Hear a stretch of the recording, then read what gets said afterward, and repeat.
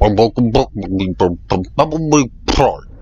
And we put us only on the water and begin as one from the second fight with weapon. Finally, we're out of the water. I can speak clearly now. Anyway, welcome back, Amiibros, to Devil May Cry. In the last episode, we finished both underwater missions, as well as finished duking it out with Griffin for a second time. In this episode, we'll be making our way to the Coliseum in search of the Wheel of Destiny. And look at how many red orbs I've gathered. I almost have 3,100 red orbs. Granted, the previous mission, I got a S rank, and that gave me a lovely ranking bonus, so that could also be it. But see, it pays well to be good at this game, folks. The better you do, the more money you have to spend on upgrades, be it your health, DT runes, or weapon upgrades in general. Anyway, after heading through this door, let's start up Mission 14, Deep Darkness and Towering Mountains. Go to the surface and head for the Coliseum. But before that, let's purchase another weapon upgrade for Alistair. Round trip, I'll be getting into that momentarily. And unfortunately, I don't have enough red orbs to purchase a purple orb. I'm 5 red orbs short. Curses! Sad part is, I don't even use round trip, so it was a waste of money. But I'll be sure to go over what it does in a bit.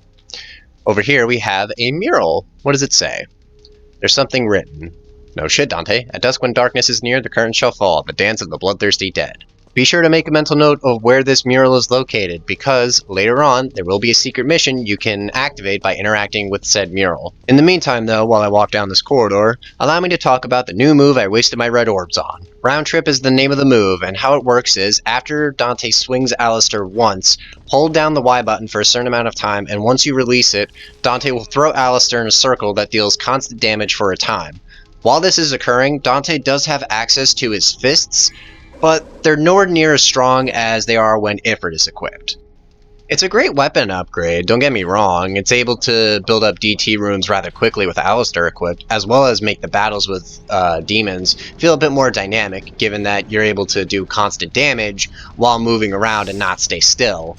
I've even used round trip a couple times on my playthroughs of this game. But I guess during recording, I never felt compelled to use it because, you know, I preferred to just slash and bash demons the way I've been doing up to this point. So, yeah.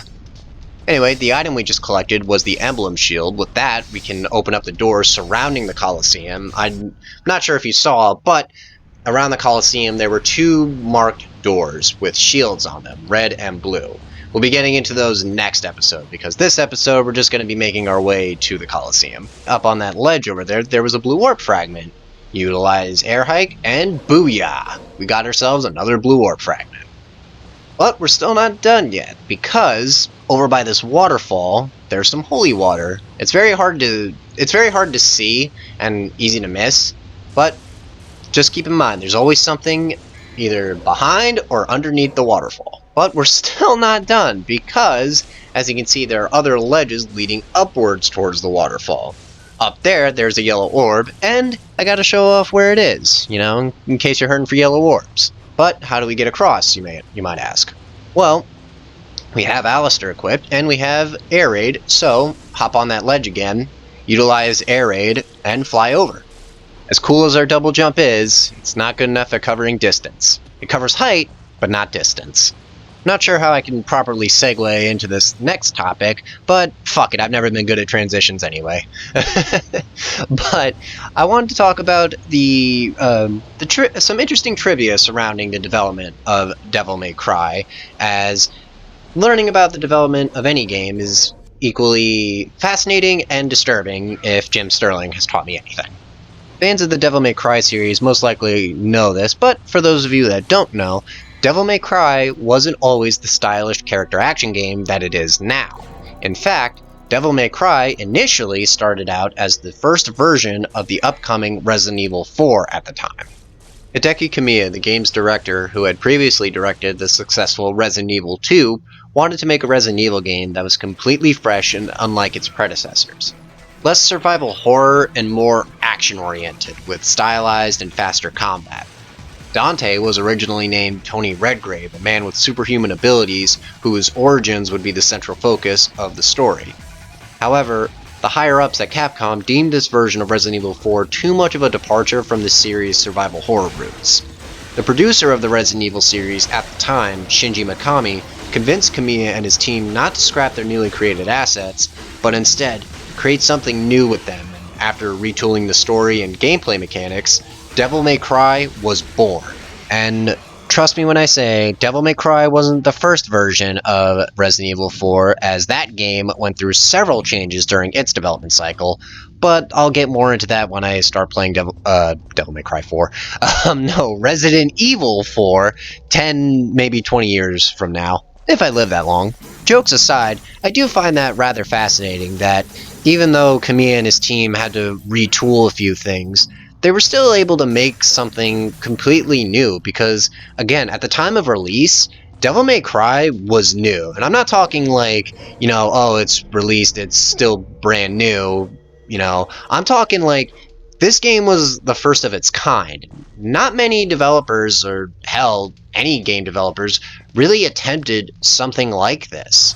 And my feelings on this game being aged aside, I do find that one hell of an achievement, that Kamiya and his team were still able to make something completely fresh and new, and Kamiya was able to carry out his vision, even though it's not what his team intended.